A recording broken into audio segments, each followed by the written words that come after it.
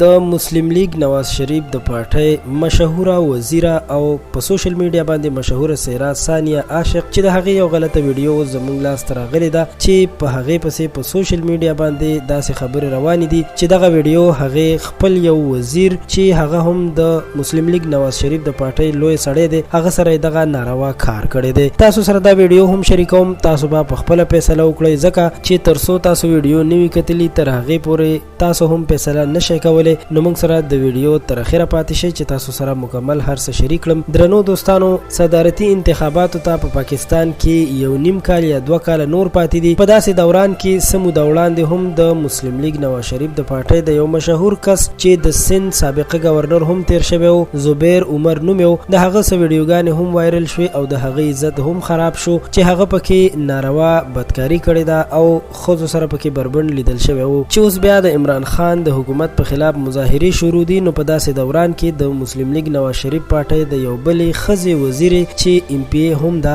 او ډیره ځوانه جینۍ ده چې ثانیه عاشق نومې دی، د هغې څه بربنډې ویډیوګانې هم په سوشل میډیا باندې شیر کړي دي او دا خلک غواړي چې په دې طریقه باندې خپلې مخالف پارټۍ کمزوري کړي. درنو دوستانو، یقینا چې دا ډیره درنه حربه وي چې دا پارټیانې د یو بل په خلاف استعمالوي، خو موږ هم تاسو ته دغه ویډیو راوړې ده، تاسو سره شریکو، تاسو هم وګورئ چې آیا دا به رښتیا ثانیه عاشق وي او کنه. خو دغه ویډیو چې کله مونږ کتله نو مونږ ته هیڅ کله داسې نه لګي چې دا د ثانیه عاشق وي، بلکې دا بل څوک جینۍ ده او په سوشل میډیا باندې خلک تصویرونه را پیدا کوي، یا پرې د هغې مخ لګوي او یا د هغې هم شکل وي او بیا پرې ویډیوګانې هم جوړوي او په سوشل میډیا شیر کوي چې دا ثانیه عاشق ده. نو زه ټولو هغه ملګرو ته وایم چې دا ډیره لویه ګناه ده چې تاسو په یو انسان باندې داسې تهمت تړئ او هغه پسې دروغ وایئ. که تاسو زما خبرې سره موافق یئ نو لاندې کمنټ کې ضرور سره خپل نظر شریک کړئ، او که موافق نه نو بیا هم را سره خپل نظر شریک کړئ، او که کوم کس ویډیو کتل غواړي نو موږ ته لاندې کمنټ وکړئ، موږ به تاسو ته ویډیو هم